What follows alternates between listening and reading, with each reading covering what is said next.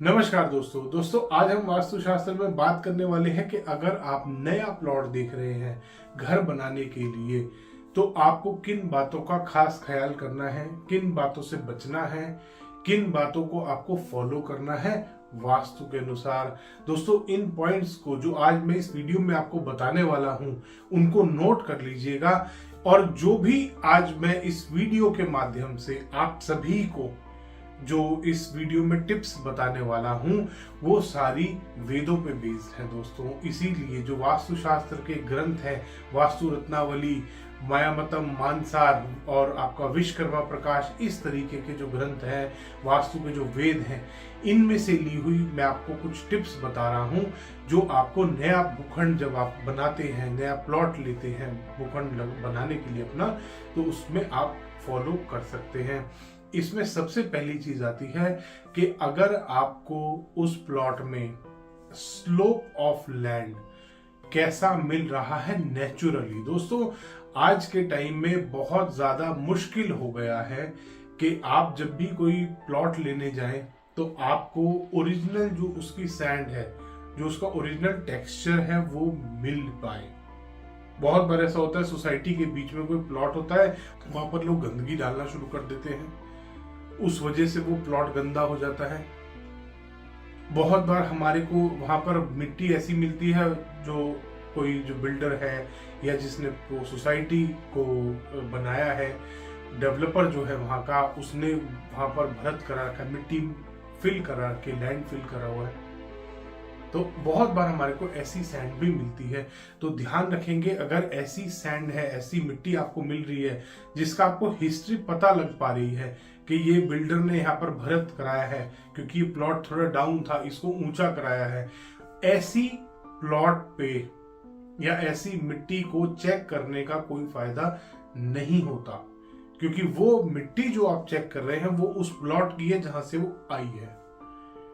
तो इसलिए ये वाला पॉइंट उन लोगों पे अप्लाई नहीं होता जो अपने घर को, जो आप प्लॉट नया देख रहे हैं और वहां पर भरत वाली मिट्टी है, आपको वो मिट्टी चेक करने से कुछ भी पता नहीं चलेगा।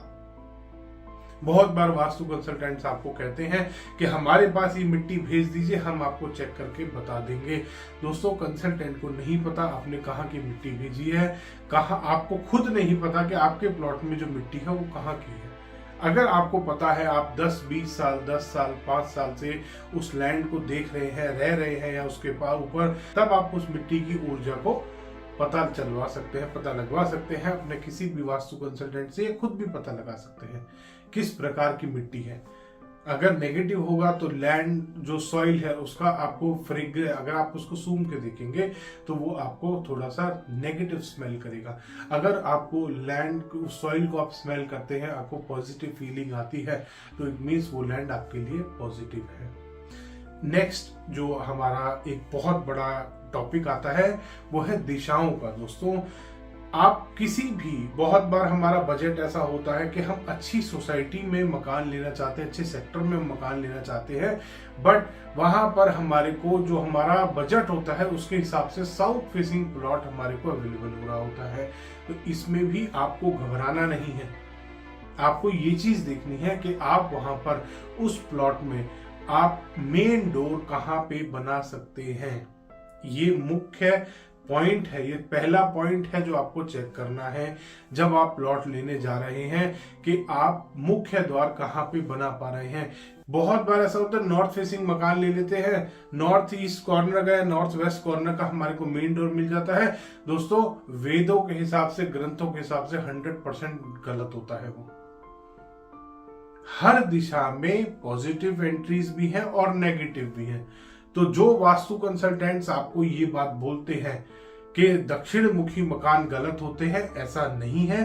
दक्षिण मुखी, पश्चिम मुखी, उत्तर मुखी, पूर्व मुखी, हर फेसिंग का मकान आपको लाभ दे सकता है अगर आपने सही जगह पे, सही पद पे आपने उसका मुख्य द्वार लगाया है।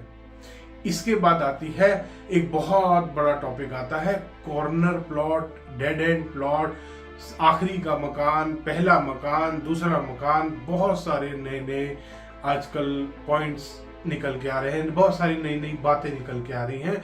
इन चक्करों में नहीं पड़ना। नॉर्थ ईस्ट का कॉर्नर प्लॉट बहुत अच्छा होता है। मेरे पास 7 प्लॉट हैं जो नॉर्थ ईस्ट कॉर्नर वाले हैं। मेरे बहुत सारे क्लाइंट्स हैं जिनका 2 साइड ओपन है, नॉर्थ ईस्ट कॉर्नर प्लॉट है और बहुत प्रॉस्पर कर रहे हैं, बहुत प्रॉस्पर कर रहे हैं। मैं जिस घर में मैं रहता हूँ उस घर का जो फेसिंग है वो नॉर्थ ईस्ट है, वो नॉर्थ ईस्ट ओपन है पूरा।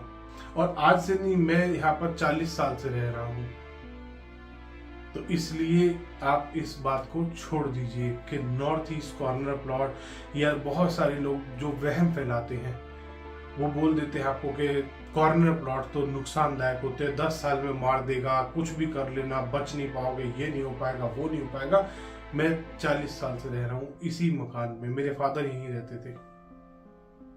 तो इसलिए छोड़ दीजिए उस चीज को कि कॉर्नर प्लॉट गलत होते हैं। साउथ ईस्ट कॉर्नर प्लॉट नुकसानदायक होता है अगर प्रॉपर तरीके से वास्तु से ना बनाया जाए तो। साउथ वेस्ट कॉर्नर प्लॉट नुकसानदायक होता है अगर प्रॉपर तरीके से वास्तु के अनुसार ना बनाया जाए तो। इन बातों का खास ख्याल करना है। कॉर्नर प्लॉट से नहीं डरना, आप उसको प्रॉपर वास्तु से बनाइए, आपको कभी नुकसान नहीं देने वाला। नॉर्थ ईस्ट और नॉर्थ वेस्ट ज्यादा प्रेफर किए जाते हैं, साउथ ईस्ट साउथ वेस्ट कम प्रेफर किए जाते हैं, लोग अवॉइड करते हैं लेना। बट अगर आप उसको वास्तु अनुसार बनाएंगे तो वो भी आपको लाभ देंगे। तो इसलिए मत डरना इन सब चीजों से, मत डरना जो लोग डराते हैं आपको वास्तु के नाम पर।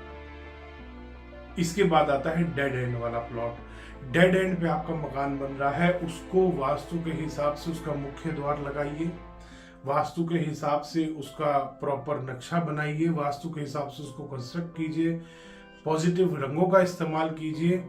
डेड एंड प्लॉट में एक समस्या होती है, पहली चीज डेड एंड बन किधर रहा है।